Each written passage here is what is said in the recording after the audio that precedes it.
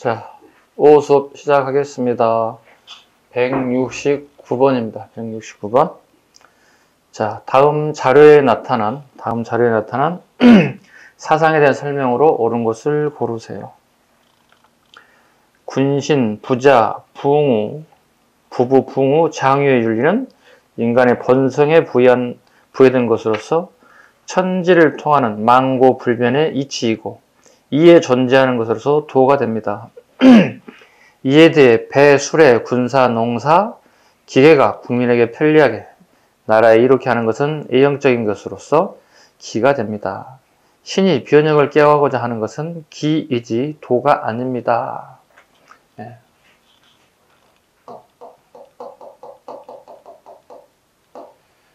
이게 10년 전에 나왔던 문제가 지금 2020년도에 우리 국가직 9급으로 나왔는 건데요. 이게 동도서기로입니다.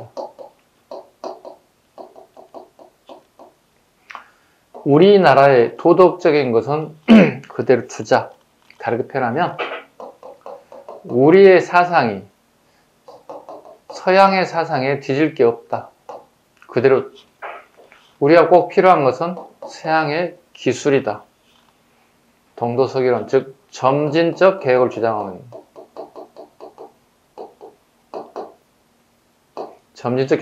인사 윤선학. 작년에 실은 이 문제가 나올 줄은 몰랐어요.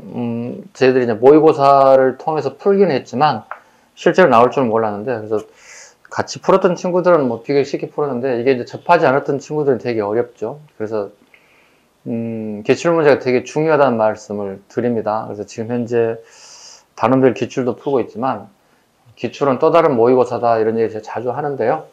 꼭 유념해서 기출문제 최근 5년짜리 정도는 여러분들이 꼭 풀어보셔야 됩니다. 한 권을 하나의 책 한 권이잖아요, 그죠? 5년짜리 묶으면 어떤 책 5년, 6년, 10년짜리 있는데요. 10년까지 너무 부담스럽고 많고요. 한 5년짜리 정도 되면 페이지 수가 한 300~400페이지?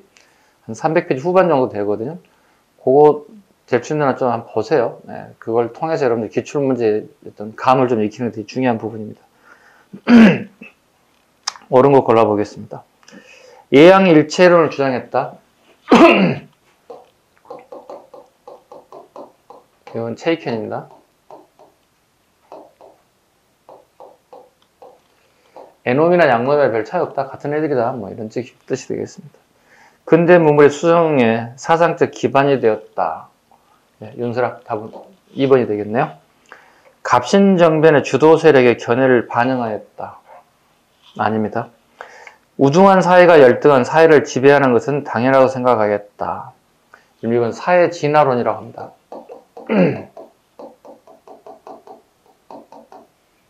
사회 진화론이라는 표현을 쓰죠.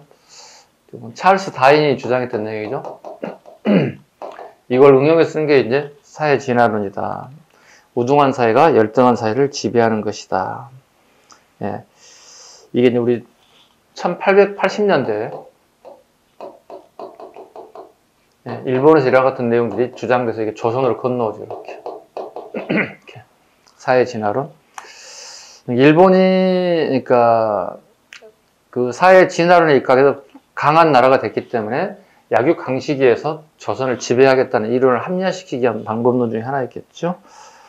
그 다음에 문제 170번. 170번. 다음 내용을 주장한 인물에 대한 설명으로 가장 적절한 것은 그랬습니다.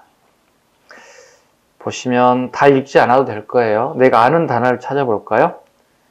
하나, 둘, 셋, 네 번째 보시면 중립이라는 게 하나 나올 겁니다. 그 다음에 벨기에라는 단어가 나올 거고요. 달리 하면 중립선언에 대한 얘기가 나올 거거든요. 그 다음에 벨기에 같은 나라들도 이런 걸 주장했다. 물론 실패했습니다. 강대국이 아닌 나라가, 그죠? 강대국이 되지 않는 나라들이 중립선언을 거의 실패할 확률이 높습니다. 자, 우리나라에 중립론이 대두된 시기를 물어보고 있습니다. 통상 우리 중립론 나온 것은 우리가 거문도 사건을 기점으로 합니다. 거문도를 영국 애들이 기습 점령하죠. 이때부터 우리 정부와 우리나라의 관리들 또 유명 인사들이 중림들 얘기하죠. 뭐 육일준.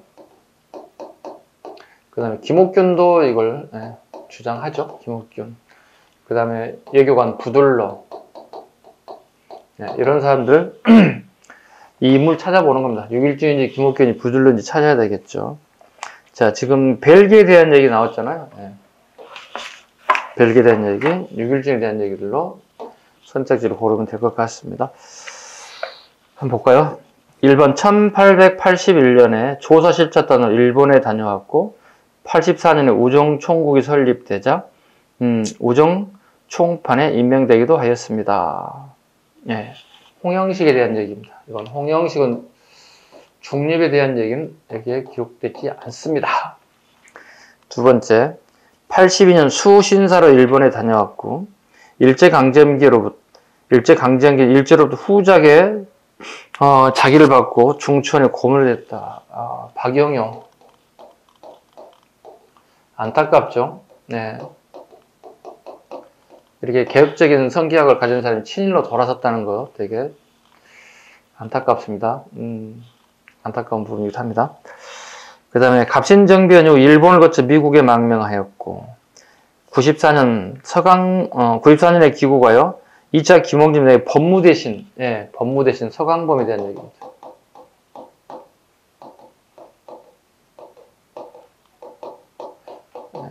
이 사람들 다 한배를 탔던 사람들인데요. 박영호가 약간 친일로 돌아서는 성향을 띠고 있습니다. 그 다음에 94년 1차 갑오개혁 당시 군국 기무처의 회원으로 참여하였고 후에 국어 문법서인 조선문전을 저술하였습니다. 조선문전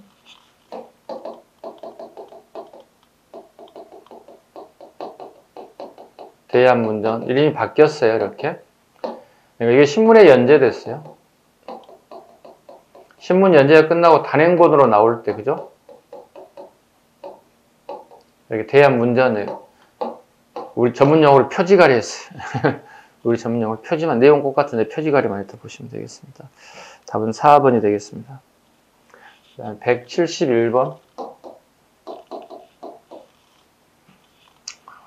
6.17은 뭐 이거 이해도 나올 수 있는 게 있죠. 최초의 미국 유학생 보병사로 따라갔죠.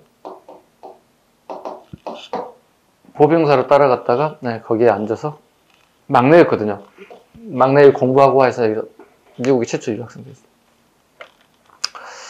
또 일설에 의하면 민비 암살 사건 시기에 6.1준이 개입됐다는 얘기를 하거든요. 그래서 지금 6.1준에 대한 얘기는 앞으로 좀 더 많은 연구가 더 필요할 것 같습니다. 왜냐하면 또 아니라고 하는 분들도 계실 거니까요. 6.1준이 민비 암살 사건과 관련이 있느냐 더 두고 봐야 할 것 같습니다.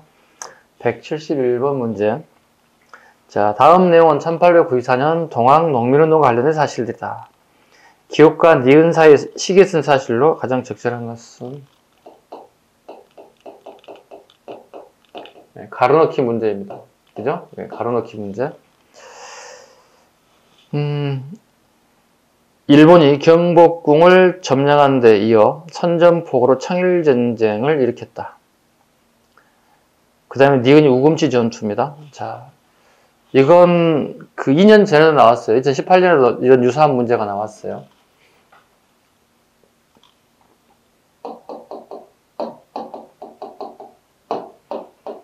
궁청갑 이렇게 일단 암기하세요. 무조건 암기하셔야 됩니다. 이론 시간도 끊임없이 했던 것들입니다. 궁청갑 경복궁 그죠? 경복궁 기습점령 누가 일본 애들이 6월 23일 그 다음에 청일전쟁 6월 25일 잘못 찍었어. 21일, 23일, 6월 25일 갑오개혁 이렇게 날짜 좀 쓰죠? 착각했어요. 이렇게 궁청갑, 경복궁 기습점령, 청일전쟁, 갑오개혁 이렇게 이게 앞에가 뭐 있겠을까요? 5월달에는 1894년 5월달에는 전주 하약이 있습니다.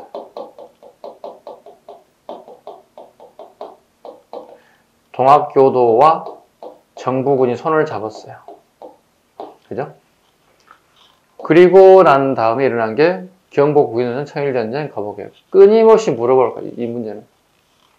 그리고 1894년 10월 논산해명이 있습니다. 논산해명. 이게 재작년 기출문제입니다. 네, 재작년 기출문제입니다.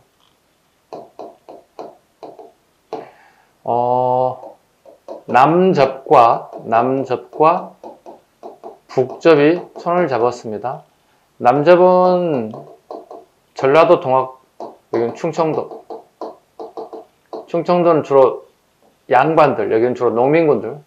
이 사람들은 이제 손병희를 중심으로 3대 교조죠. 여기는 전봉준을 중심으로 이렇게 해명이란 모였다, 만났다. 맹은 맹목적이다. 이유 없다. 왜? 이때 이 사이에 정부군들이 동학교도들을 체포하기 시작해요.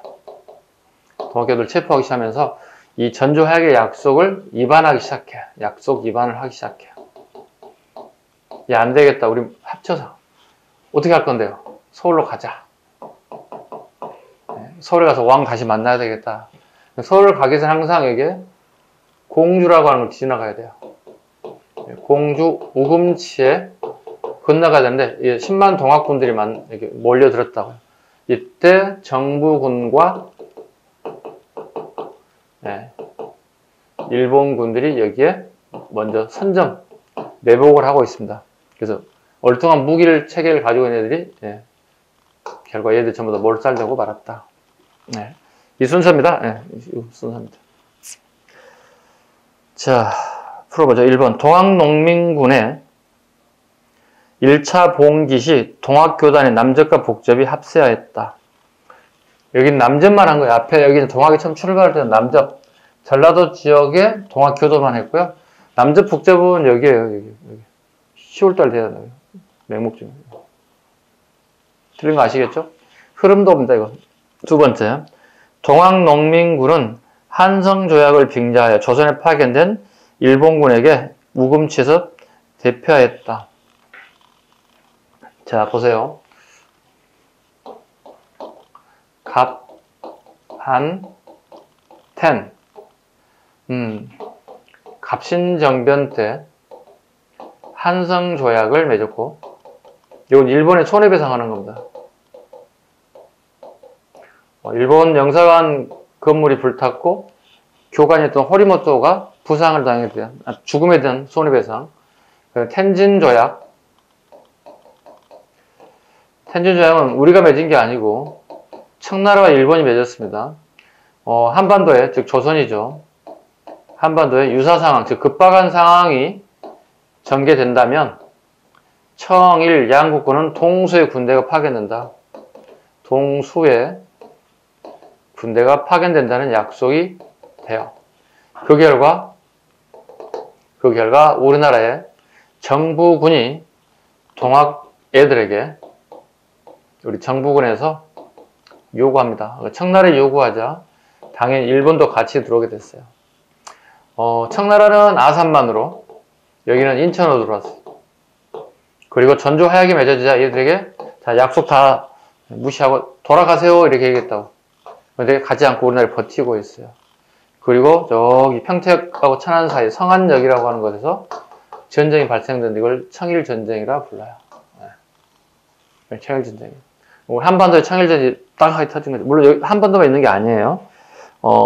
청나라 앞바다에서도 일본군과 한번 붙습니다. 물론 압도적인 스코어로 청나라가 이길 거라고 생각했죠. 왜냐하면 새로운 무기 체계를 가져왔으니까. 즉 영국의 최신식 함대들이 들어와 있으니까. 그런데 결국은 실패했어요. 왜냐하면 실탄을 가지고 장전하고 막 쐈어야 되는데 중국의 청나라 그 당시 공무원들이 부패해가지고 실탄이 아니라 공포탄 같은 연습탄 같은 걸 납품을 받아가지고 그걸 전쟁에 임했으니 그게 제대로 실전에 써먹었겠어요? 결국 실패했죠.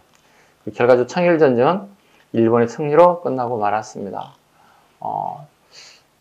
청일전쟁 승리가 나자 어떻게 이제 우리 한반도는 이제 일본 애들이 손아귀 넘어가요. 이게 이제 이때부터 이제 갑오개혁이 등장하기 시작한 거예요. 청일전쟁 승리하면 일본의 기세는 이렇게 올라가겠죠. 세 번째, 조선정부는 농민들의 요구에 따라 삼정이정청을 설치했다. 삼정이정청은 아까도 얘기했지만 임술련 농민보험기 1862년에 진주 지역을 중심으로 삼정의 문란을 기점으로 밀란이 발생하겠다. 그 결과 정부에서 했던 게 삼정이정청을 설치해서 개혁을 하겠다고 약속했다. 그러나 그 삼정이정청에 들어와 있던 개혁 인사들이 거의 대부분이 개혁의 대상자들이었다. 즉 안동 김씨들이 그 자리를 또다시 차지하게 되었다. 개혁은 실패할 수밖에 없었다. 4번, 전주 하야 후 전라도를 중심으로 직강소가 설치되었다. 요거 시험에 자주 나오고 이게 또 나왔습니다. 직강소, 관청이라는 뜻이죠. 정부에서는 교정청, 1894년 5월, 그 다음에 여기는 6월입니다. 이 순서 물어보기도 합니다, 가끔씩. 정부도 뭔가 잘못 있는 거 한번 살펴볼게요. 이게 교정청, 그 다음에 직강소, 나주를 제외한, 그죠? 전라도 나주는 양반들이 많아가지고, 직강소 같은 걸 거부하게 되었고요. 전라도 지역에 이걸 설치되었다. 답은 4번이 되겠습니다. 자, 좀 지워야 될 것 같아. 문제 173번. 다음 자료와 관련된 민족운동에서 제기된 주장을 보기에서 모두 골라보세요. 우리가 을을 들어 이의 이름은 그 본의가 다른 데 있지 아니하고 창생을 도탄에서 건지고 국화를 반석 위에 두고자 합니다. 나머지 안 읽어도 됩니다. 네. 동학입니다. 네. 전봉주 지금 끌고 다니죠. 네. 전봉준이 백산 창의문을 발표하고 있습니다. 백산에서요. 백산 창의소, 창의문을 발표합니다. 동학 1차 때입니다. 제기된 주장을 보기에서 모두 골라보세요. 보기 바로 갑니다. 모든 재정은 호조에서 관할한다. 이건 동학이 아니고요. 동학이 아니고 갑신정변입니다. 갑신정변의 주장 내용입니다. 패전개혁 14개조에 들어있습니다. 탐관오리의 제목을 조사하여 염증할 것. 동학 때 가장 문제가 되는 게 탐관오리죠. 관리들이 부패했죠. 탐관오리들을 그 다음에 관리청은 지벌을 타협하고 인재를 등용하자. 네, 여기도입니다. 인재를 등용하자. 포함되겠죠? 언론과 집회의 자유를 보장할 것. 요 내용은 동학에 들어가 있지 않습니다. 그래서 니은, 지읒. 답은 2번이 되어야 되겠습니다. 174번. 계속 동학에 대한 문제가 나옵니다. 참고로 동학은 나올 가능성이 매우 크다. 매우 크다. 자, 동학농민군이 제시한 패전개혁안 12개조 중에서 12개조 일부이다. 이 중 갑오개혁에 반영된 것을 골라보세요. 동학이 갑오개혁에 반영된 것 꼭 기억하실 것.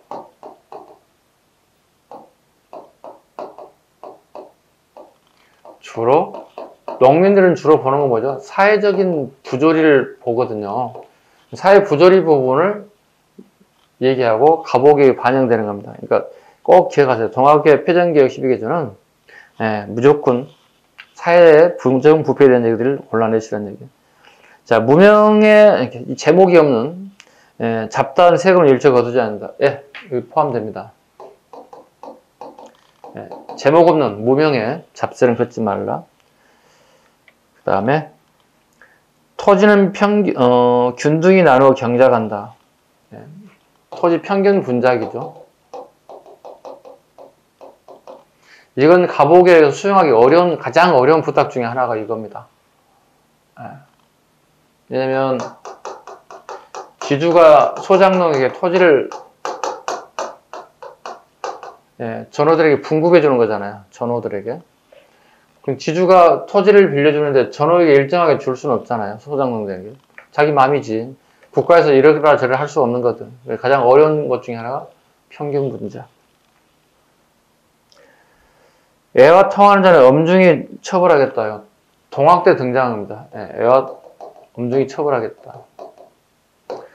불가능하죠. 가복에게 핵심이 일본인데 애와 통한 사람 죽이겠어요. 일본 애들 지금 주도해서 가복을 끌고 나가고 있는데 젊어서 가보가 된 여성의 지원을 허용해달라.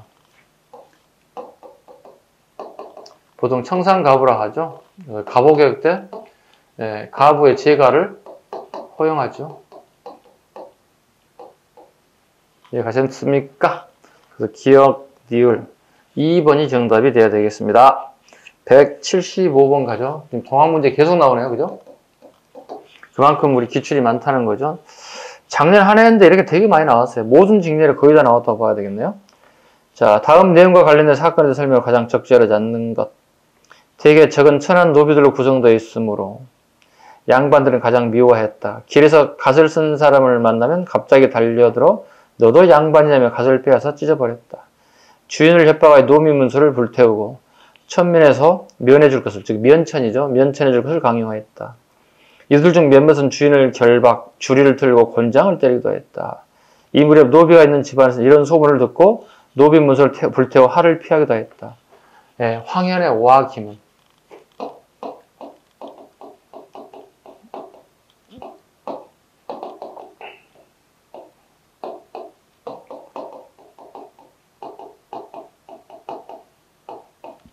여기도 황현. 사대부가 본 동학 이야기. 사대부가 본 흥선대원군 이야기.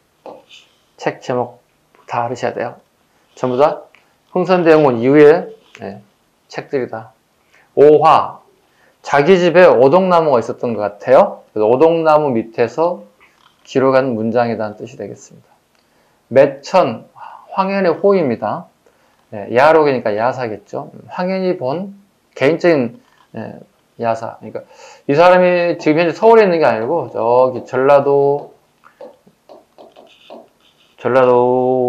구례하고 뭐 광양 이 지역에 주로 이렇게 거주했던 사람인데 주로 서울의 소식을 알 수 없잖아요. 지금 뉴스가 발전된 시절이 아니기 때문에 주로 신문하고 그 다음에 그 개인적인 어떤 정보, 인포메이션을 통해서 기록을 남겼던 기록이다 보니까 100% 정확하다고 얘기할 수는 없습니다. 또 대신에 우리가 공부하는 데서 참고 문헌으로는 쓸 수 있다. 근데 이 중에 나와 있는 문장들을 우리가 사료로 쓰고 있어요. 그래서 두 가지 책을 꼭 기억하시기 바랍니다. 일단 오화기문 나오면 동학 얘기다. 사대부 입장에서 보는 동학. 어떻게 좋게 봤을 것 같아요? 신분해방운동 요구하는 입장에서 사대부는 되게 기분 나쁜 거예요. 사대부 입장에서 보는 동학 아주 나쁘게 평가할 수밖에. 매천야록 흥선대원군 시기에 어떤 정치적인 얘기를 다 기록했다 보시면 되겠습니다. 적절하게는 보겠습니다. 1번 동학농민군은 대도소를 중심으로 전라도 일대 독자적인 자치기구인 직강소를 설치했다. 어디를 제외한다고? 나주는 제외 적습니다. 거기다. 직강소는 나주 지역은 제외. 여기 유생들이 너무 강력해서 설치할 수가 없었다. 2차 봉기는 손병희가 이끄는 남접과 전봉준이 이끄는 북접이. 아까 잠깐 언급드렸죠? 남접이 전봉준. 전라도 쪽. 그 다음에 북접이 손병희. 충청도. 이런 거 틀려서 말이 안 되겠죠? 남접, 북접은 이겁니다. 동학은 포접제로 구성되어 있습니다. 포접제로. 이렇게 포주와 접주로 구성되어 있다. 비밀 조직이죠? 이렇게 구성되어 있다. 남접, 북접. 남접, 북접. 전봉준은 그냥 뭐야? 접주 출신이라고 해야 되겠죠? 접주 출신이라고 해야 되겠죠. 그 다음에 답은 2번이 되겠네요. 적절하는 거니까. 동학농민군을 하승총으로 무장한 강군과 싸우기에 장태를 이용하기도 하였다.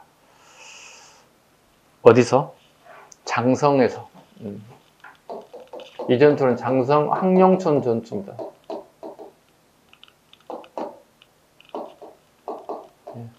그 당시에 최고의 무기였던 장태상에서 중앙강군을 격파했다. 서울대로는 중앙강군을 격파했다. 동학농민군의 자녀 세력은 할빈당, 영학당, 남학당 등을 조직해 항일투쟁을 계속하였다. 동학이 끝나고 난 다음에 끝이 아니라 계속 이어졌다. 할빈당은 원래 출발할 때는 충청도 출발했는데 전국적 현상으로 됐습니다. 전국적 할빈당, 홍길동전에 나온 대표적 명칭이 등장하고 있습니다. 할빈당, 충청도 지역을 중심으로 해서 그러니까 보통 1900년에서 1904년 정도가 가장 이 사람들 활동 피크기라 보시면 되겠습니다. 또 일부는 뭐 1899년 해도 상관없습니다. 그 다음에 영학당, 영학당은 전라도를 중심으로, 남학당은 제주도를 중심으로. 동네 이름 바꾸는 경우가 가끔씩 존재하니까 잘 기억해 주시기 바랍니다. 기본적으로 알아두셔야 할 것들. 그 다음에 문제 177번 보겠습니다. 자, 다음 자료가 반포되면서 실시된 정책으로 가장 옳은 것은? 자, 보겠습니다. 1번 청에 의존하는 생각을 버리고 자주 독립의 기초를 세운다. 임금은 각태신과 의논하여 정사를 행하고 종실, 애척의 내정 간섭을 용납하지 않는다.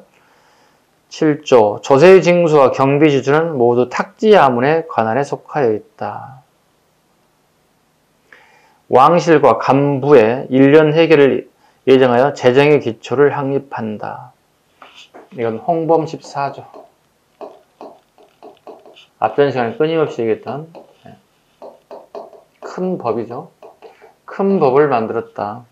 큰 법을 만들었다. 누가? 고종임금이. 그래서 자기 아버지 흥선과 모든 관료라도 백관들을 끌고 정묘에 가서 보고하는 식으로 이렇게 발표를 하게 되죠. 이게 홍범 14조입니다.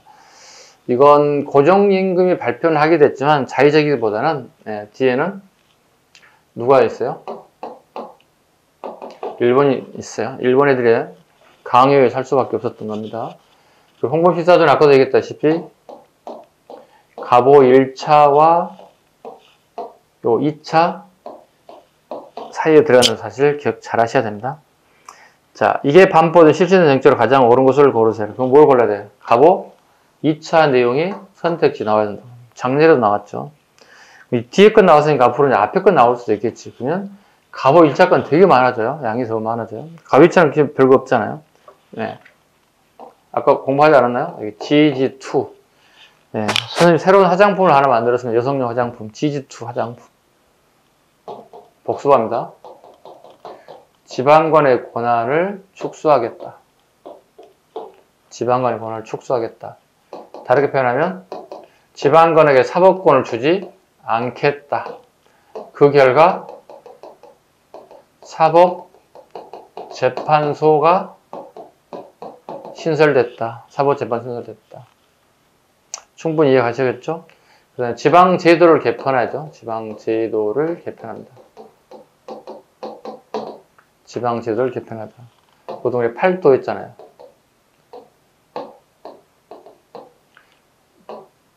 13도 337 군으로 이렇게 20제 이런 식으로.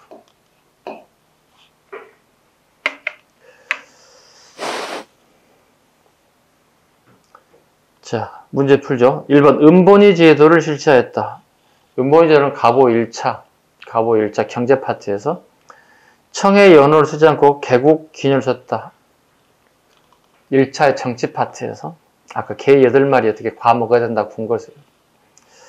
그 다음에 공사 노비조들 모두 폐지하고 임신매매를 폐지한다. 네. 이것도 마찬가지 가보 1차. 그래서 아까 오전에 했던 거 있죠. 가보 1차 때, 가보 2차 때 다 알아두셔야 한다고. 3차는 없어요. 3차는 보통 이제 해가 바뀌었기 때문에 을미개혁이라고 얘기하죠. 을미개혁도 다 암기돼야 됩니다. 그래서 가보 1차, 2차, 을미개혁 다 암기하고 계셔야 됩니다. 문제 한 문제 풀기 이렇게 고생을 이렇게 많이 해야 한다는 뜻이죠. 그냥 3번. 재판소를 설치하여 사법권과 행정권을 분리시켰다. 여기. 13도가 아니라, 쏘리. 23부죠. 예. 쏘리. 23부 3379. 참고로, 13도는 대한제국대 나오는 겁니다. 예. 말에서 잘못 나왔습니다. 쏘리. 예. 방금 했던 거, 요거 찾으면 되겠죠? 답은 3번이 되겠습니다. 자, 178번을 넘어갈 텐데요. 지금, 동학에 대한 얘기, 가복에 대한 얘기, 되게 중요한 부분을 하고 있어요. 그죠? 네. 자, 이제 100페이지.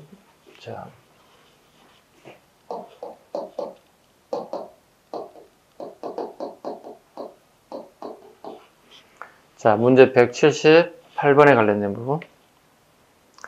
다음 자료가 발표되기 이전에 나타난 정책으로 옳은 것은 청국에 의존하는 관념을 버리고 자주독립의 기초를 왕실사무의 국정사무는 반드시 분리서로 조세, 부가, 징수, 경비의 주체는 모두 탁지함을 산다. 이게 뭐예요? 방금 했던 홍범 14조예요. 웃긴 일이 발생됐죠. 이걸 기점으로 가보 2자, 여기를 뭐라 불러요? 가보 1차. 연속에 같은 연도에 지금 홍범 14조를 계속 연타로 출제되고 있습니다. 앞것, 뒤의 것. 오전에도 이런 얘기를 했지만 지금 현재 이론 시간과 문제 풀이 시간도 끊임없이 얘기하는 것 중에 홍범 14조입니다. 아까 얘기했죠? 가보 2차. 홍범 14조는 뭐야? GG2. 그 다음에 교육 입국조서. 처음으로 우리나라에 초등, 중등, 그 다음에 사범학교를 만들 수 있는 입국 조서니까 왕이 반포했다는 뜻이 되는 거예요. 이거 만들어도 돼? 얘네들 얘기 되는 거지. 아까 방금 얘기했죠? 지방권의 권한을 축소, 즉 사법권을 줄 수 없다는 거예요. 그래서 별도로 사법재판소가 신설되었다. 아까 했던 것들이요. 대신 남아있는 건 뭐죠? 행정하고 군사의 권한을 주겠다. 사법은 주지 않겠다는 거지. 그 다음에 지방제도의 개편이죠.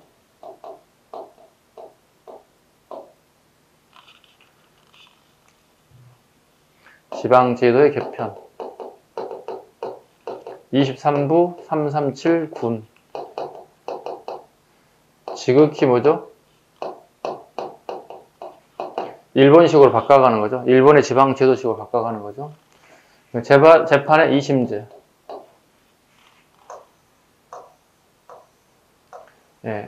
새롭게 GG2 여성 화장품이 만들어졌습니다. 잘 쓰기 위해서는 교육이 필요합니다.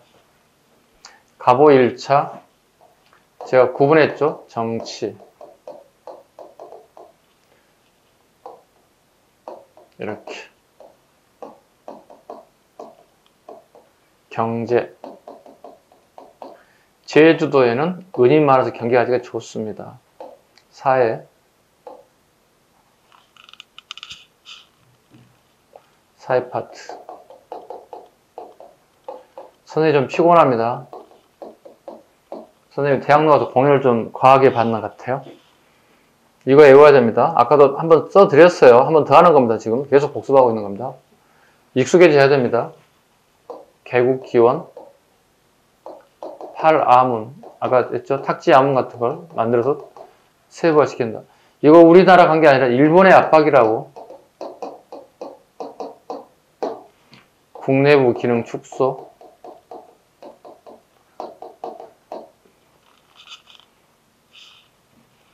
과거제도 폐지. 재정의 일원화.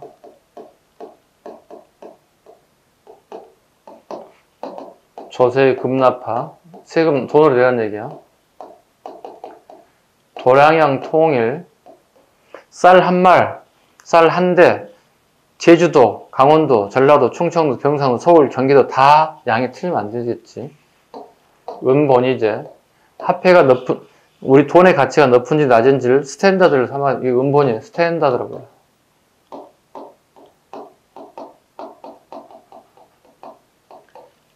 강무 개혁 때는 근본위 제도가 등장하는 것 기억하시면 됩니다.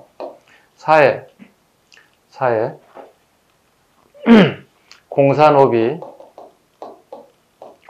혁파. 연자제. 피의자의 고문 금지. 연자제 폐지, 고문 금지. 그 다음에 조세 급납파. 그 다음에 과차가 하나 더 있죠? 여기도 가 있죠? 네.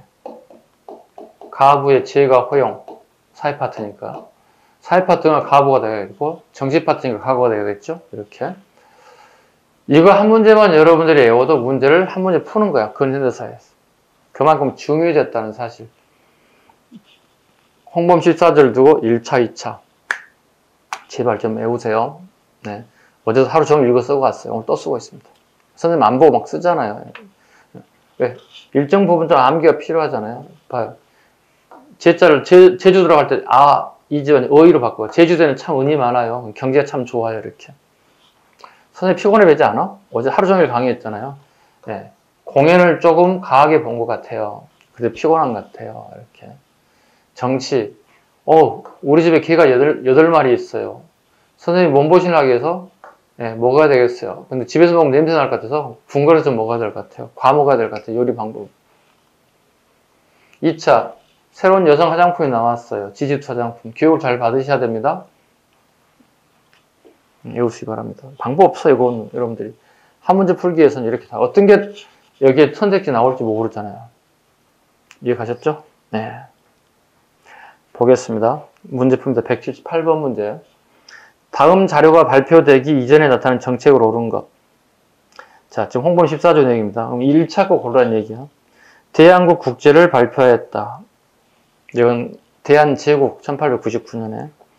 그 다음에 태양력을 사용하였다. 이건 을미개혁. 요 뒤에 삼국간섭 이후에 1895년에 6조를 파람으로 만들었다. 여기 있습니다. 파람으로. 이게 답이 되겠죠. 근양이라는 요를 사용하였다. 근양은 뒤에 을미개혁 때 답은 3번이 되겠습니다. 3차도 해드릴까요? 가보 2차 이제. 가보 3차 계획이라는 단어는 쓰지 않습니다. 왜냐하면 이 단어를 쓰지 않는 이유는 이렇습니다. 중간에 삼국 간섭이 있습니다. 러시아가 프랑스와 독일을 끌어들여서 일본을 압박합니다. 왜 압박할까? 이 사이에 일본 애들이 청일전쟁에 승리한다고. 청일전쟁에 승리하는 그 대가가 요동반도를 갖다가 일본이 먹어버린다고. 쉽게 얘기하면 지도를 봐 이렇게 있다면 이 지역을 먹어버린다고. 그다음에 대만 앞바다 팽오도까지 먹어버린다고. 이렇게. 팽오도, 요동반도까지 먹는다고. 러시아가 이거 내려오려고 생각하고 있었다고. 러시아 힘으로는 일본을 감당하기 어려운 거야. 그래서 프랑스하고 독일을 끌어들였거든. 이게 삼국간섭이에요. 그 결과 일본이 세계 나라가 오니까 후퇴하게 된다고. 이렇게. 후퇴하고 난 다음에 이렇게 쭉 뒤로 빠졌다는 얘기야. 이때 우리나라에서 조선에서는 어떤 형태가 벌어지냐면 친러 정부가 수립된다고. 친러 정부가 수립돼. 누가? 민비가 친청에서 친러로 말을 갈아탔다고. 누가? 민비가. 이때 대표적인 인사가 민비, 그 다음에 이범진, 그 다음에 이완용, 이와 같은 사람들이 말을 바꿔탔어. 그러고 난 다음에 이제 일본 애들이 이제 열받지. 아니 이거 봐 이렇게 된 거지. 민비가 이게 이런 게 을미사변이에요. 명성황후가 그죠? 암살당하게 됐습니다. 이게 을미사변. 그리고 일본 애들은 이제 개혁의 주체가 일본 애들에 의해서 이루어집니다. 이걸 또 을미개혁이라 해가 바뀌었죠. 1894년에서 1895년으로 넘어왔다고.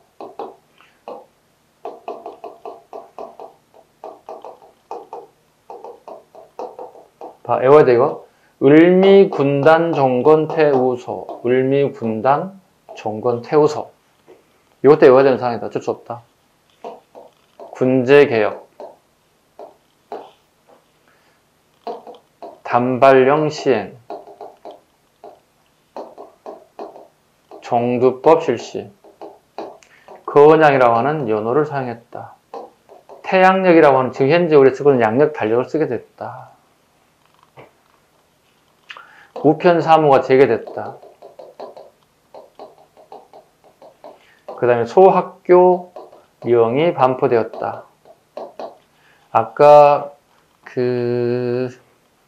갑오 개혁 때, 갑오 2차 때 보시면 교육 입국 조서가 있잖아요. 왕이 앞으로 학교 만들어야 돼 했던 것들이 이제 소학교령이라고 그랬잖아요. 이제 명령이 내리기 때문에 이제 이때부터 우리나라에 소학교가 만들어져요. 서울에 이제 종로에 그 네 군데 유명한 오래된 학교가 있어요. 예. 요게 만들기 시작한 거 이때부터. 우리나라 가장 빠른 학교의 역사를 보시면 되겠습니다. 어때요? 지금 이 부분이 되게 정리가 안 되신 분들이 꽤 계실 거예요. 지금 문제 하나 푸는 게 문제가 아니라 이게 이해 안 되면 문제 100번 풀어봐야 안 풀려요. 애워서 푸는 거예요, 그건. 문제를 애워서 풀 수는 없잖아. 이걸 일단 이해해 주셔야 되는 거잖아요. 물론 안 비도 돼야 되는 거고. 이거 꼭 잡으셔야 돼요. 되게 복잡하잖아요, 지금 이제. 갑오 1차, 홍범 14조, 갑오 2차, 삼국간섭, 친러정부 수립, 그 다음에 을미사변. 일명 일본 애들이 민비를 일명 죽이기 위한 코드명이 있죠. 코드명, 폭수사냥. 민비를 폭수로 여로 보고 있는 거죠. 네, 을미사변. 그리고 다시 을미개혁, 3차 개혁인 을미개혁이 실시됐다. 그래서 을미군단 종건 태우소 이렇게 외우십니다. 을미군단 종건 태우소. 이론이 약간 부족했던 친구들은 다시 복습한 의미로 꼭 빨리 사진 찍어 이거 다 외워야 돼. 손오감기 꼭 잡아야 돼 이거. 선생님 비켜놓을 테니까. 선생님 얼굴 안 보이지? 비켜놓을 테니까. 그래도 보이겠구나. 네. 꼭 찍어서 자주 보시고 또 써보셔야 돼. 써보지 않으면 의미가 없어. 머리에만 있어가지고 절대 숙달되지 않습니다. 이제 문제 풀겠습니다.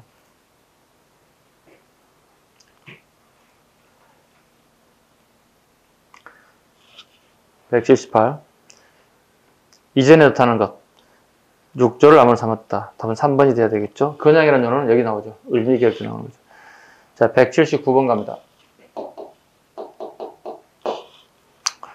자, 여기 시간 많이 잡아먹을 수밖에 없어요. 어려운 부분이라서 어쩔 수가 없습니다. 자, 밑줄 친 기역과 니은 사이에 발생한 사실로 옳은 것을 고르세요.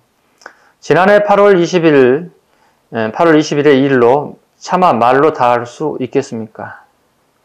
이는 불충한 무리들이 망고에 없던 큰 병개를 만들어낸 것이니 온 나라의 백성을 치고 눈물을 삼키며 국모의 원수를 갖고자 하지 않는 자가 있겠습니다. 국모라는 단어가 나왔습니다. 이겁니다. 명성황후를 갖다 보통 국모라고 그러죠. 네, 국모. 국가의 어머니. 네, 국모의 원수를 갖고자 하지 않는 자가 있겠습니까? 폐하께서 예고 공사학원으로 나가신 것. 폐하께서 예고 공사학원, 고종임금께서 아간 파천에 대한 얘기를 하고 있습니다. 러시아 공사관으로 피신했죠. 왜 피신했을 것 같아요?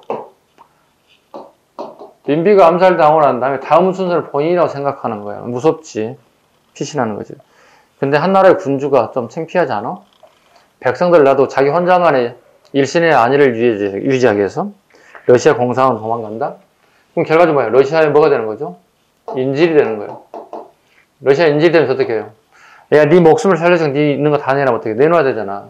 그래서 이때부터 뭐예요? 아간 파천이부터 경제적 이권이 침탈되기 시작해요. 침탈이 시작되는 시기예요. 러시아만 가져가나? 기타 서구 열강들이 이권을 하나씩 다 뺏어간다고. 뿐만이 아니라 일본까지 다 하나씩 다 뺏어간다고. 자, 그러면 기역과 니은 사이, 을미사변과 아간파천 사이, 이게 1896년이에요. 자, 을미사변과, 그럼 이게 을미개혁 내용 중 하나 선택지 고르면 되겠지. 그지? 그럼 어때? 을미군단 정권 태우소. 근황이라는 영어를 사용해서 답은 1번이 되겠네. 봐요. 문제 다 풀리잖아요. 하나 적어놓으면 딱 다 풀리잖아요. 그죠? 교정청을 통한 개혁이 이루어졌다. 교정청은 우리 알다시피 전주화약 이후에, 이건 1894년 얘기야. 전주화약 5월 이후에. 그 다음에 청의 군대가 아산만을 준주하였다. 네. 앞에 가야 되겠죠? 자, 앞에. 1894년. 그 다음에 군국 기무처를 중심으로 김홍집이 권력을 장악했다. 네. 갑오 1차 개혁, 여기가 김홍집 내각이라고 합니다. 네, 1894년 6월. 답은 1번이 되겠습니다. 문제 180번. 다음, 그와 같은 주제를 토론회를 개최한 단체에 대한 설명으로 옳은 것을 고르세요. 자, 그래프 도표 한번 보겠습니다. 일자 1897년 조선의 급선무는 인민의 교육. 97년 도로 수정하는 것이 이생의 제일 방책이다. 97년 인민의 귀로 듣고 눈으로 보는 것을 개명케 하려면 우리나라 신문이 왜 다른 나라 신문들을 널리 반포하는 것이 제일 기묘합니다. 네, 독립협회 만민공동입니다. 네.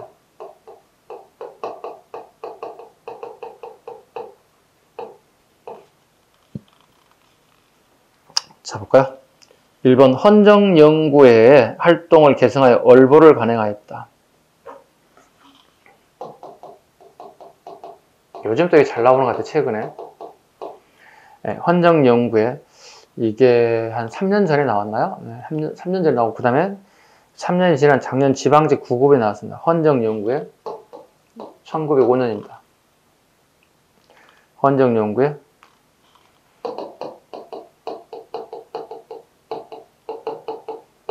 일진회를 규탄하죠. 헌정연구회는 일진회를 규탄한다. 읽을까요? 일진회가 고종퇴일을 요구하거든요. 네, 고종퇴일을 압박합니다. 이렇게. 이 나쁜 놈의 새끼들 이렇게 하고 일진회를 규탄합니다. 한나라의 왕을 이렇게.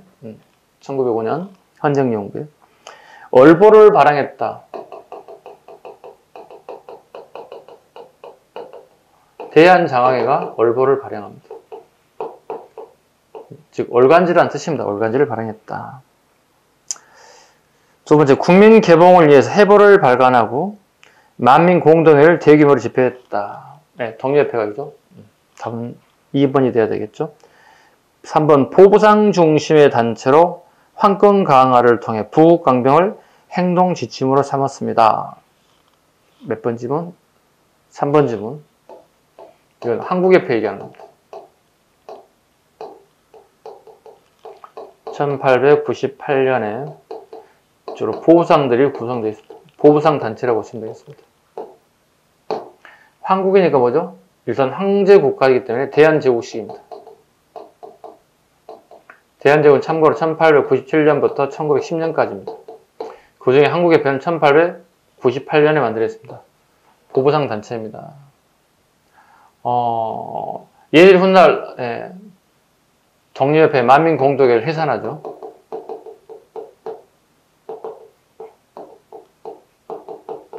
다르게 보면 뭐죠? 오용단체입니다. 오용 또는 관변단체라고 얘기합니다. 국가에서 하기 싫은 것들이 있어요. 이걸 갖다가 대신 시켜서 하는 것들. 대신 얘들은 뭘 주어줍니까? 국가로부터 특권을 받는 사람들이죠. 국가로부터 예산을 받는다든가 어떤 큰 혜택을 받는 것들을 얘기합니다. 일본이 항모지 개간을 구실로 토지를 약탈하고 합니다. 이건 1904년에 보안에 대한 얘기입니다. 일본 애들이 항모지를 개간하겠다고 요구합니다. 항모지 개간 요구. 왜일까요? 재정적인 도움을 좀 받고 싶어 해요.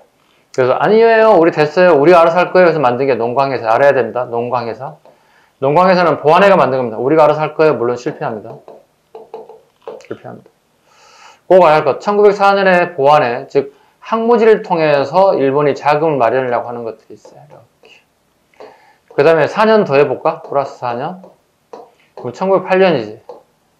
1908년에 일본이 동척을 만들어요. 동양척식 주식회사를 만들어요. 척식이란 식민지 국가에 행하는 경제정책이야. 식민지 국가에 행하는 경제정책. 일본에서 자금을 들은 게 아니라 자국 내에서 식민지 국가에서 돈을 마련해 통치하라는 뜻이에요. 중요한 건 1912년에 토지조사 사업이 벌어져요. 토지조사 사업이 벌어져요. 우리나라 국토의 약 40%를 빼앗아가 버렸어. 토지를. 봐요. 4년 단계 1904년, 1908년, 그 다음에 1912년. 4년 더 하면 됩니다. 이 세 가지 전부 다 의미를 부여할 수 있겠죠. 4년 간격으로 우리나라의 경제적인 주권을 빼앗아가는 관계들이다 보시면 되겠습니다. 이렇게 해서 답은 2번이 되겠습니다. 여기까지. 자, 181번부터 조금 쉬어가도록 하겠습니다. 좀 쉴까요? 네, 쉬겠습니다.